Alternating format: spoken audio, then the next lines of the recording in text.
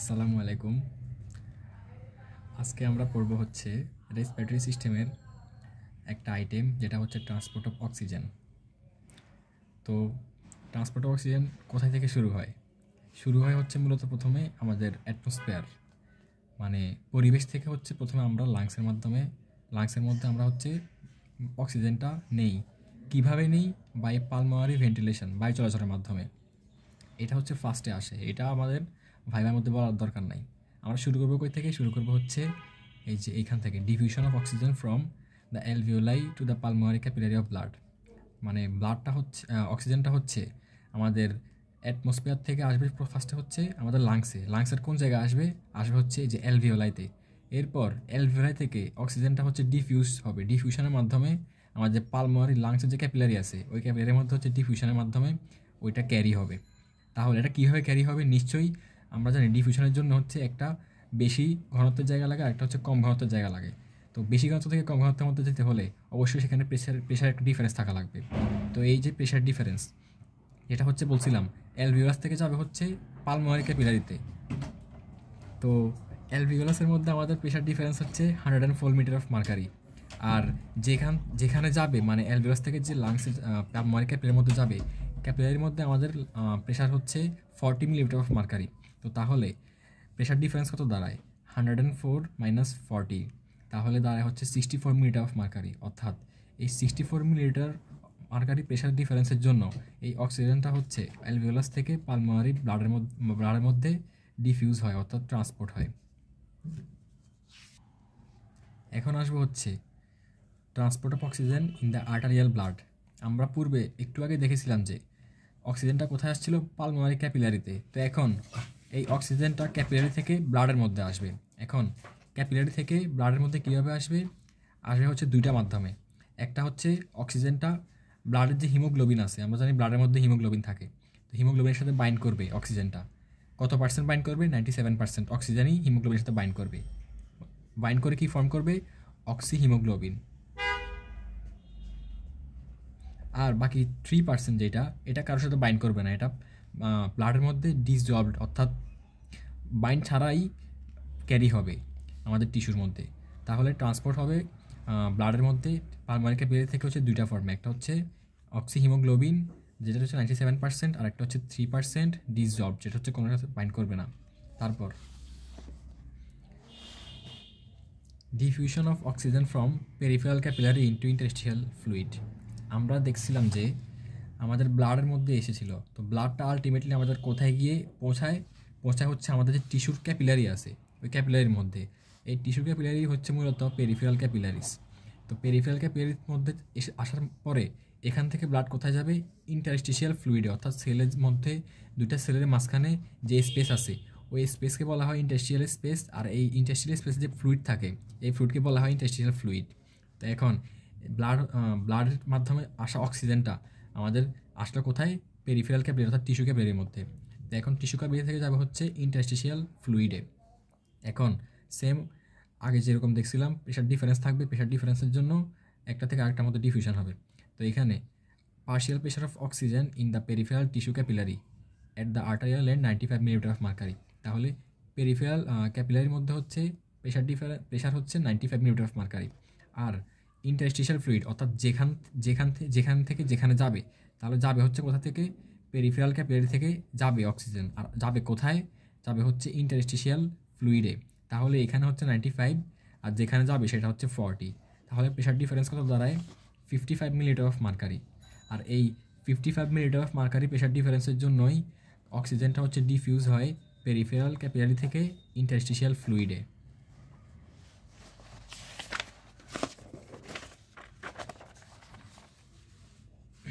এরপর diffusion of oxygen from interstitial fluid into sell.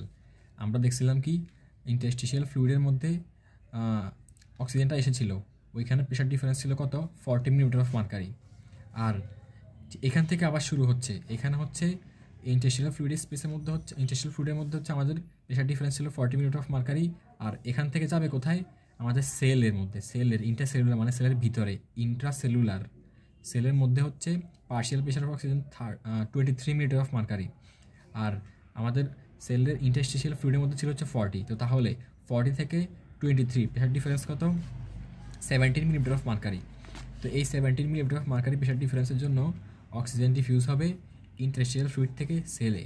তো তাহলে এইভাবে আমরা জানলাম হচ্ছে কীভাবে আমাদের ফার্স্টে হচ্ছে এনভায়রনমেন্ট থেকে আমাদের লাংসের মধ্যে আসছে, লাংস থেকে এরপর আসছে কোথায়? লাংস থেকে আসছে হচ্ছে লাংসের পালমোনারি ক্যাপিলারি, পালমোনারি ক্যাপিলারি থেকে গেছে হচ্ছে আমাদের ব্লাডে, ব্লাড থেকে কোথায় গেছে? ব্লাড থেকে আসছে হচ্ছে আমাদের পেরিফেরাল টিস্যু ক্যাপিলারিতে, টিস্যু ক্যাপিলারি থেকে কোথায় গেছে?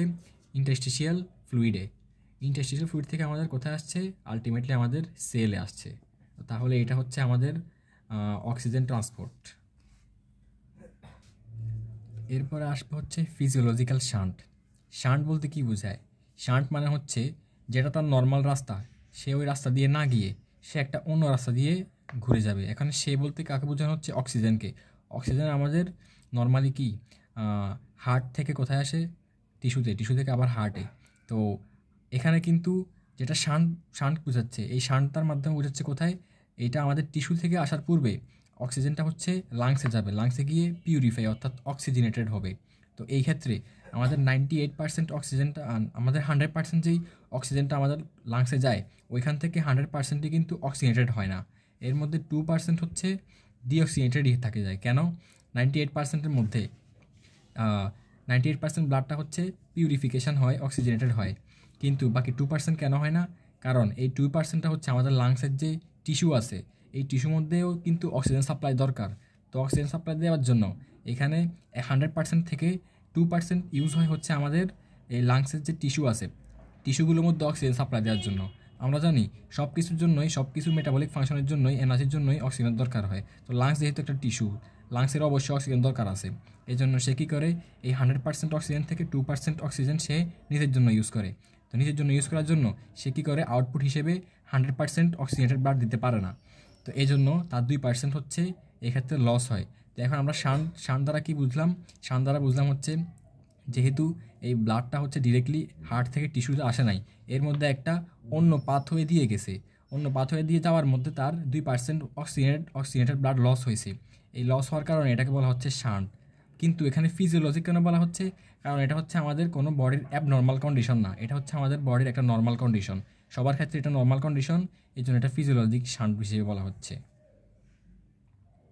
তারপর আসি হচ্ছে অক্সিজেন হিমোগ্লোবিন ডিসোসিয়েশন কার্ভ। এইটা অনেক ভেরি ভেরি ইম্পর্টেন্ট। তো এই ডিসোসিয়েশন কার্ভটা আসলে কি? এটা হচ্ছে একটা গ্রাফিক্যাল চার্ট, যেটা আসলে আমাদের দেখায় হচ্ছে যে আমাদের হিমোগ্লোবিনের যে স্যাচুরেশন আছে, পার্সেন্টেজ স্যাচুরেশন, এই স্যাচুরেশনটা আমাদের পার্শিয়াল প্রেশার অফ অক্সিজেনের সাথে কীভাবে বাইন্ড করে, কতটুকু কত পার্সেন্টে বাইন্ড করে আমাদের টিস্যুতে পৌঁছায় লাংস থেকে। তো আমরা আগে ডেফিনিশনটা দেখি। It is a graphical representation showing the relation between percentage saturation of oxygen carrying hemoglobin to the partial pressure of oxygen। অর্থাৎ এটা হচ্ছে একটা গ্রাফিক্যাল রিপ্রেজেন্টেশন, দেখতে পাচ্ছি আমরা, এটা হচ্ছে আমাদের দেখাচ্ছে the relation between the percentage saturation of haemoglobin. এই যে পার্সেন্টেজ স্যাচুরেশন অফ হিমোগ্লোবিন, অর্থাৎ হিমোগ্লোবিন এর স্যাচুরেশন কত পার্সেন্ট, সেটার সাথে আমাদের পার্শিয়াল প্রেশার অফ অক্সিজেনের যে পার্শিয়াল প্রেশার আছে ওইটার যে সম্পর্কটা সেটাই বোঝাচ্ছে। অর্থাৎ আমাদের অক্সিজেনটা হচ্ছে একলা একলা যেতে পারে না, অবশ্যই সেই হিমোগ্লোবিনের সাথে বাইন্ড করে যায়। তো বাইন্ড করলে এই হিমোগ্লোবিনের মধ্যে এই পার্শিয়াল প্রেশার অফ অক্সিজেনটা, মানে অক্সিজেনটা কতটুকু বাইন্ড করছে, ওই বাইন্ডের মাত্রাটাই হচ্ছে আমাদের এই অক্সিজেনের পার্শিয়াল প্রেশার অফ অক্সিজেনের মাত্রাটাই হচ্ছে আমাদের এই মিলিমিটার অফ মার্কারি দিয়ে বোঝাচ্ছে। তো এখন আমরা দেখব এই অক্সিজেন হিমোগ্লোবিন ডিসোসিয়েশন কার্ভটা কীভাবে আঁকতে হয়। তো আঁকার আগে ফার্স্ট আমরা এখানে কিছু পয়েন্ট দেখব। পয়েন্টগুলো হচ্ছে 27, 40, 60, 95। এগুলো কিসের পয়েন্ট? এগুলো হচ্ছে আমাদের যে haemoglobin saturation, percentage saturation of হিমোগ্লোবিনটা আছে, ওই পার্সেন্টেজ স্যাচুরেশন অফ হিমোগ্লোবিনের পয়েন্ট। আর এর নিচে আমরা দেখতে পাচ্ছি 50, 75, 89, 97, এই চারটা পয়েন্ট। এই চারটা পয়েন্ট কিসের? এগুলো হচ্ছে পার্শিয়াল প্রেশার অফ অক্সিজেন এর পয়েন্ট। তো আমরা দেখব এখন এই পয়েন্টগুলো দিয়ে কীভাবে আমরা এই গ্রাফটা আঁকতে পারি। তো ফার্স্টে আমরা দেখছিলাম 27 এর জন্য 50 মানে হচ্ছে এই যে আমাদের যে এটা বলছিলাম কি আমাদের হিমোগ্লোবিন স্যাচুরেশন যখন আমাদের 27 এই যে 27 তখন আমাদের পার্শিয়াল প্রেশার অফ অক্সিজেন হবে হচ্ছে 50, অর্থাৎ এই যে 27 হচ্ছে তাহলে এই বরাবর আর 50 হচ্ছে এইখানে। আসলে এখানে একটা কারেকশান হবে, সেটা হচ্ছে এই যে 27, 40, 60, 95 এগুলো হচ্ছে আসলে আমাদের অক্সিজেনের পার্শিয়াল প্রেশার, আর 50, 75, 89, 97 এগুলো হচ্ছে আমাদের হিমোগ্লোবিন স্যাচুরেশন। তো তাহলে 27 যখন হচ্ছে পার্শিয়াল প্রেশার অফ অক্সিজেন 27 তখন আমাদের হিমোগ্লোবিন স্যাচুরেশন হবে 50%। তো তাহলে এই যে যখন হচ্ছে আমাদের 27 পার্শিয়াল প্রেশার তখন হচ্ছে আমাদের হিমোগ্লোবিন স্যাচুরেশন 50, তাহলে আমরা যদি এখানে এটা যদি এখানে আমরা ট্রাই করি 27, এই যে 27 কোথায় হয়, 27 হয় হচ্ছে এইখানে, আর 50 এই যে 50 হচ্ছে এইখানে, তাহলে আমরা এটা মিলানোর জন্য এভাবে আঁকতে পারি।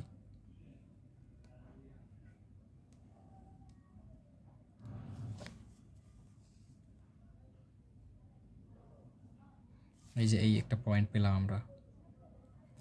তারপর যখন হচ্ছে পার্শিয়াল প্রেশার অফ অক্সিজেন 75 তখন আমাদের যে 75 এটা হচ্ছে আমাদের হিমোগ্লোবিন স্যাচুরেশন। তো তাহলে এই যে আমাদের 40 পার্শিয়াল প্রেশার অফ অক্সিজেন যখন 40 তখন আমাদের হিমোগ্লোবিন স্যাচুরেশন 75, তাহলে এই পয়েন্টটা এখন আমরা আঁকবো 40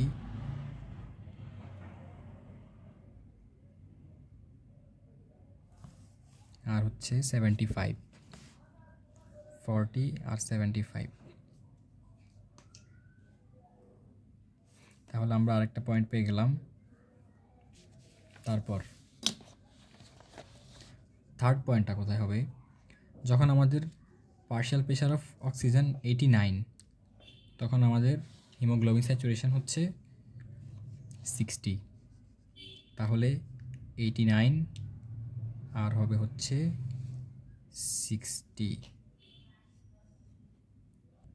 তো তাহলে আমরা এখানে আবার একটু দেখি, সেটা হচ্ছে যখন হচ্ছে আমাদের partial pressure of oxygen 60 millilitre of mercury তখন আমাদের হিমোগ্লোবিন স্যাচুরেশন হবে 89%। তাহলে এখানে দেখি আমরা 60 মিলিলিটার অফ মার্কারি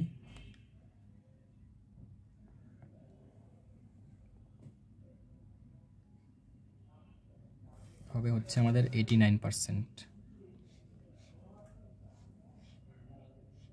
তাহলে আমরা আরেকটা পয়েন্ট এখানে পেলাম।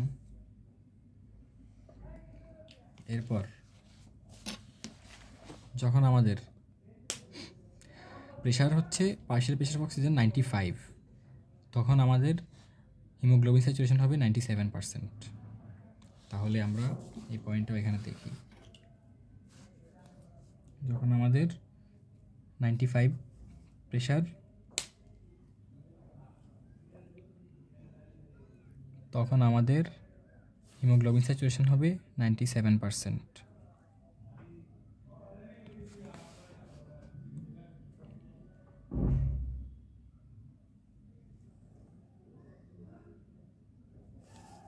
তাহলে আমরা আরেকটা পয়েন্টও পেয়ে গেলাম। তাহলে এই 4টা পয়েন্ট এখন আমরা যোগ করব। ও হ্যাঁ, একটা কথা, তোমরা অবশ্যই এই গ্রাফটা পেন্সিল দিয়ে আঁকবে, এবং এই যে আমরা এই লাইনগুলো আঁকলাম এই লাইনগুলো অবশ্যই মুছে দিতে হবে। তা আমি বোঝার সুবিধার্থে এই লাইনগুলো রাখলাম, যোগ করব এখন আমরা।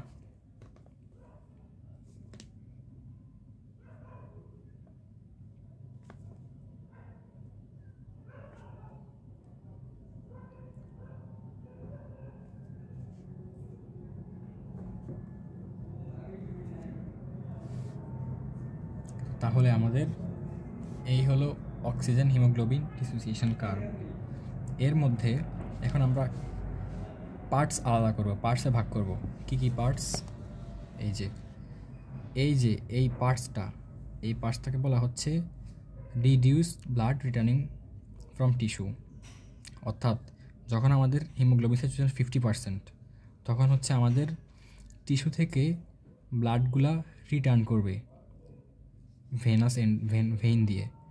আর যখন হচ্ছে আমাদের এই যে এই পার্টটা, যখন হচ্ছে আমাদের হিমোগ্লোবিন স্যাচুরেশন 90%-এর উপরে চলে যাবে, তখন হচ্ছে আমাদের oxygenated blood living the lungs থেকে অক্সিজেনেটেড ব্লাড টিস্যুর মধ্যে আসতে থাকবে। তো এই দুই পার্ট দিয়ে একটা বোঝাচ্ছে হচ্ছে যখন আমাদের পার্শিয়াল প্রেশার হচ্ছে কত 40, তখন হচ্ছে আমাদের হিমোগ্লোবিন স্যাচুরেশন 75 এই পয়েন্ট। আর এই পয়েন্ট দ্বারা বোঝাচ্ছে হচ্ছে আমাদের ব্লাড হচ্ছে আমাদের টিস্যু থেকে রিটার্ন করবে লাংসের দিকে। আর যখন হচ্ছে 90%-এর উপরে যাবে, তখন হচ্ছে আমাদের অক্সিজেনটা ব্লাড লাংস থেকে টিস্যুর দিকে আসতে শুরু করবে। তাহলে আমরা যে দুইটা পার্টে ভাগ করলাম, এই দুইটা পার্টকে আলাদা আলাদা নাম হিসেবে বিবেচনা করা হয়। উপরটাকে বলা হচ্ছে ফ্ল্যাট টপ পার্ট, আর এই যে ভার্টিক্যাল যে দাগটা আছে এই পার্টটাকে বলা হচ্ছে স্টিপ পার্ট। তো এখন আমরা দেখব হচ্ছে flat top part. Flat top part কি, এটাকে আরেক নাম হচ্ছে বলা হচ্ছে লোডিং অর অ্যাসোসিয়েশন জোন। এখন লোডিং মানে কি? লোড মানে আমরা বুঝি হচ্ছে লোড করা বা বোঝাই করা কিছু একটা। তো আমরা বলছিলাম যে এইখানে হচ্ছে অক্সিজেন লাংস থেকে টিস্যুর দিকে যায়। তো লাংস থেকে টিস্যুর দিকে যেতে হলে অবশ্যই তাকে খালি হাতে যাবে না, সে অক্সিজেন বাইন্ড করে যাবে হিমোগ্লোবিনটা। তো তাহলে হিমোগ্লোবিনের সাথে যখন অক্সিজেনটা বাইন্ড হচ্ছে অর্থাৎ লোডিং হচ্ছে, তো এই হিসেবে এটাকে বলা হচ্ছে লোডিং পার্ট। আর অ্যাসোসিয়েশন মানে হচ্ছে যুক্ত হওয়া, তাহলে হিমোগ্লোবিনের সাথে অক্সিজেনটা যুক্ত হচ্ছে। তো তাহলে এই পার্টটাকে বলা হচ্ছে লোডিং অর অ্যাসোসিয়েশন জোন। এখন এটার ইম্পর্টেন্স কি? The flat top part of the curve means that the alveolar tension of oxygen may be dropped from 100 meter of mercury to 60 meter of mercury without much decreasing the degree of saturation of hemoglobin. It indicates the association of hemoglobin. অর্থাৎ আমাদের যখন হচ্ছে partial প্রেশারটা হচ্ছে 100 থেকে 60 মধ্যেও নেমে আসে, কিন্তু তার স্যাচুরেশনটা হচ্ছে ডিক্রিজ হয় না। তো আমাদের এত ডিটেলস বোঝা লাগবে না এক্ষেত্রে, শুধুমাত্র এটার ইম্পর্টেন্স হিসেবে আমরা বলতে পারবো যে এটা হচ্ছে ইন্ডিকেট করে কি হিমোগ্লোবিনের সাথে অক্সিজেনটা বাইন্ড করছে, আর বাইন্ড করার ফলে এই হিমোগ্লোবিনগুলা লাংস থেকে টিস্যুর দিকে আসতে শুরু করে।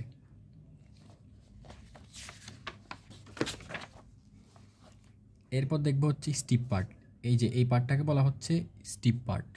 এখন এই পার্টকে বলা হচ্ছে আনলোডিং অর ডিসোসিয়েশন জোন। এখানে কি হয়, যখন মানে আমাদের টিস্যুর মধ্যে হিমোগ্লোবিনটা চলে আসার পরে আমাদের হিমোগ্লোবিনটা ও করে হচ্ছে অক্সিজেনটা ছেড়ে দেয়। যেহেতু আমাদের টিস্যুর মধ্যে মেটাবলিজমের জন্য অক্সিজেন দরকার, তাহলে সে হিমোগ্লোবিনটা অক্সিজেনটা টিস্যুর মধ্যে এসে ছেড়ে দেয়। এই জন্য একে বলা হচ্ছে এখানে আনলোডিং অর ডিসোসিয়েশন জোন। এখন এটার ইম্পর্টেন্স কি? ইট indicates the dissociation of oxygen from haemoglobin. মানে হচ্ছে এটা ইন্ডিকেট করে অক্সিজেনটা আমাদের যখন টিস্যুর মধ্যে চলে আসবে তখন হচ্ছে হিমোগ্লোবিন থেকে সে আলাদা হয়ে যাবে। এই পার্টটা এটাই বোঝাচ্ছে। এখন আসবো আমরা শেপ দেখব। এই যে আমরা গ্রাফটা আঁকলাম, এটা শেপটা কীরকম? এটাকে আমরা বলতে পারি সিগময়েড শেপ।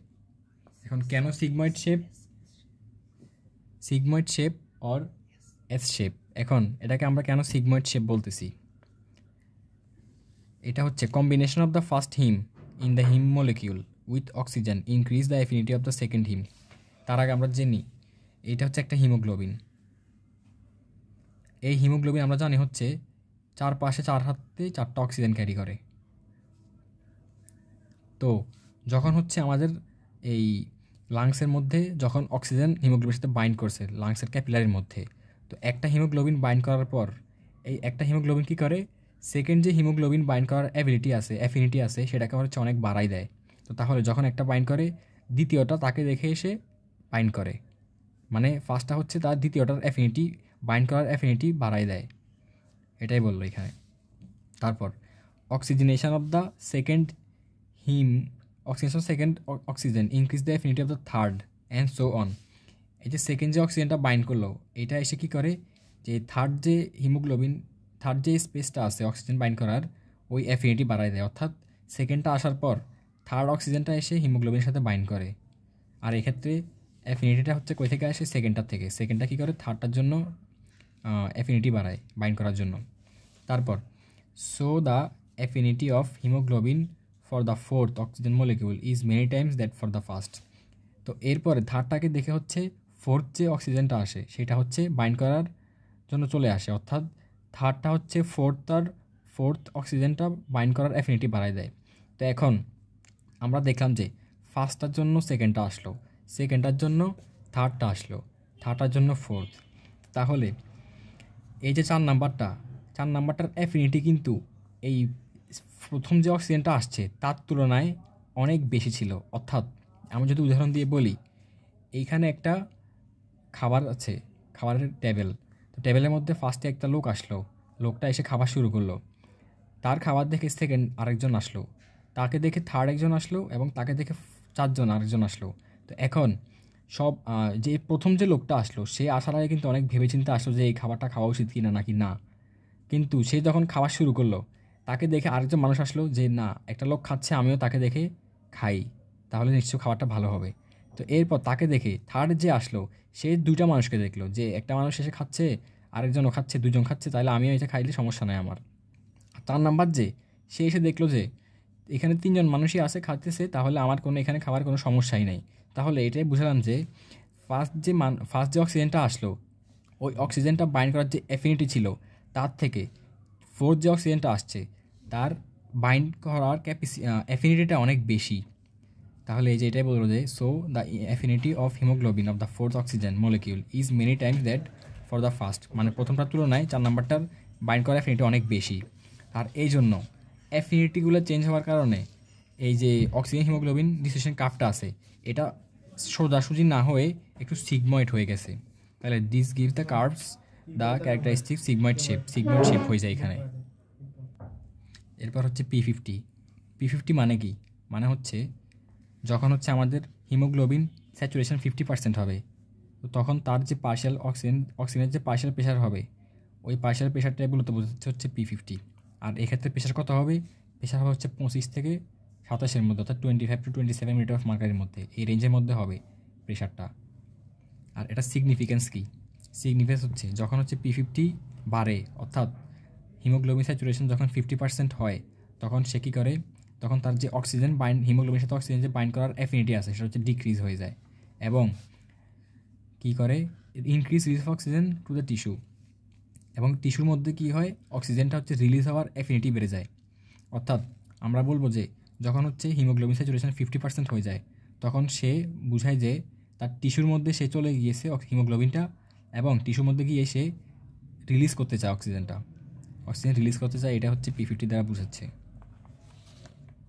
তারপর shifting of oxyhaemoglobin dissociation curve. এই যে আমরা অক্সিহিমোগ্লোবিন ডিসোসিয়েশন কার্ভটা দেখলাম,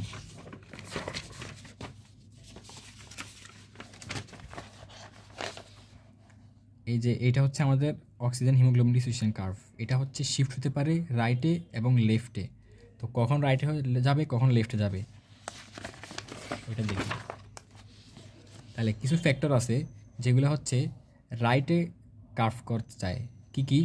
decrease pH, increase carbon dioxide, increase blood temperature, আর ইনক্রিজ 2,3 বিসফসফোগ্লিসারেট একটা এনজাইম। এগুলো হচ্ছে কী করে, আমাদের রাইটে কার্ভটাকে শিফট করে। When the curve is shifted to this direction, a higher partial pressure of oxygen is required to hemoglobin to bind a given amount of oxygen. অর্থাৎ কার্ভটা যখন রাইট দিকে শিফট হয় তখন পার্শিয়াল প্রেশার অফ অক্সিজেন তা অনেক বেশি প্রয়োজন হয় হিমোগ্লোবিনের সাথে বাইন্ড করার জন্য। এরপর factors that shift the oxygen haemoglobin diffusion curve two the left নেওয়ার জন্য কী ফ্যাক্টর কাজ করে? আগে যেটা বলছিলাম এটা ঠিক উল্টোটাই হবে এখানে। তাহলে increase pH, decrease carbon dioxide, decrease blood temperature, আর হচ্ছে ডিক্রিজ 2,3 বিসফসফোগ্লিসারেট। তাহলে এখানে কি হয়, when curve shift to the left আর lower partial pressure of oxygen is required to bind a given amount of oxygen. মানে হচ্ছে যখন হচ্ছে এটা লেফটে চলে যাবে তখন হচ্ছে পার্শিয়াল প্রেশার অফ অক্সিজেন হচ্ছে কম দরকার হবে অক্সিজেন হিমোগ্লোবিন অক্সিজেনের সাথে বাইন্ড করার জন্য। এরপর আমরা দেখব হচ্ছে বোর ইফেক্ট। বোর ইফেক্ট কী? যখন হচ্ছে আমাদের অক্সিজেন হিমোগ্লোবিন ডিসোসিয়েশন কার্ভটা রাইটে যাবে, তো রাইটে যাওয়ার ফলে কেন যাবে হচ্ছে আমাদের যখন কার্বন ডাইঅক্সাইডটা ইনক্রিজ হবে, এবং কার্বন ডাইঅক্সাইড ইনক্রিজ হলে কি হয়, আমাদের যে হাইড্রোজেন আয়ন সেটাও ইনক্রিজ হয়, আর আলটিমেটলি সেটা কি করে, increase release of oxygen from blood to the tissue. অর্থাৎ যখন আমাদের বডির মধ্যে কার্বন ডাইঅক্সাইড বেড়ে যাবে এবং হাইড্রোজেন আয়ন বেড়ে যাবে কনসেন্ট্রেশন, তখন সে কী করে, যে হিমোগ্লোবিন আছে, হিমোগ্লোবিন থেকে অক্সিজেনটা হচ্ছে রিলিজ করে দেয় কোথায়, টিস্যুর মধ্যে, এবং কি করে, অক্সিজেনকে হিমোগ্লোবিনের সাথে বাইন্ড করে লাংসের মধ্যে, অর্থাৎ লাংসের মধ্যে অক্সিজেন বাইন্ড করাবে এবং টিস্যুর মধ্যে এসে সেটাকে রিলিজ করাবে। আর এই প্রসেসটাকে বলা হচ্ছে এখানে বোর ইফেক্ট। এটা কেন ইম্পর্টেন্ট ফর ট্রান্সপোর্ট অফ অক্সিজেনটা ট্রান্সপোর্ট করার জন্য, অর্থাৎ আমাদের লাংসের মধ্যে হিমোগ্লোবিনের সাথে অক্সিজেনটাকে বাইন্ড করাবে এবং টিস্যুর মধ্যে নিয়ে এসে সেটাকে রিলিজ করে দিবে। তো তাহলে ট্রান্সপোর্ট করার জন্য বাইন্ডার জরুরি এবং রিলিজও জরুরি, আর এই প্রক্রিয়াটাকে বলা হচ্ছে বোর ইফেক্ট। তো তাহলে এই ছিল আমাদের অক্সিজেন ট্রান্সপোর্ট। এরপর আমরা পরবর্তী ভিডিওতে আলোচনা করবো আমাদের কার্বন ডাইঅক্সাইড কীভাবে ট্রান্সপোর্ট হয়। তো সাথে থাকার জন্য ধন্যবাদ। চ্যানেলকে সাবস্ক্রাইব করবেন এবং লাইক দিয়ে দিবেন।